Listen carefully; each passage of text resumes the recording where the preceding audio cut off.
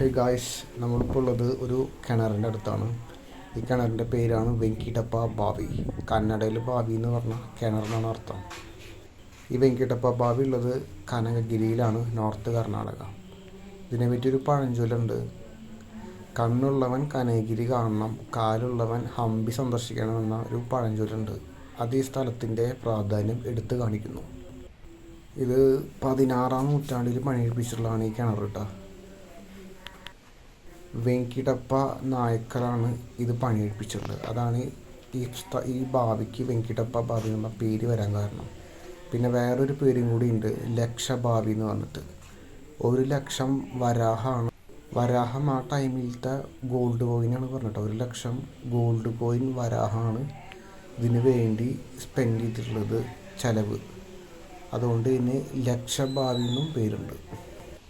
ഈ സ്ഥലം തന്നെ വിജയനഗര സാമ്രാജ്യത്തിൻ്റെ കീഴിലായിരുന്നു ഉണ്ടായിരുന്നത്. ഇതിലത്തെ കൊത്തുപണികളൊക്കെ വിജയനഗര ആർക്കിടെക്റ്റിൻ്റെ സെയിം മെത്തേഡാണുള്ളത്.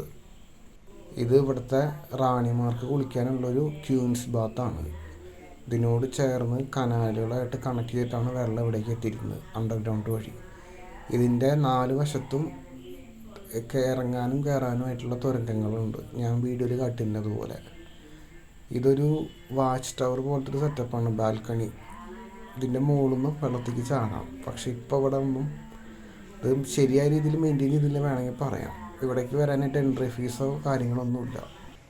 ഈ ആർക്കിടെക്റ്റൊക്കെ വിജയനഗര ആ ടൈമിലത്തുള്ള ഒരു ആർക്കിടെക്റ്റ് സ്റ്റൈലാണ് ഈ കാണുന്നത്.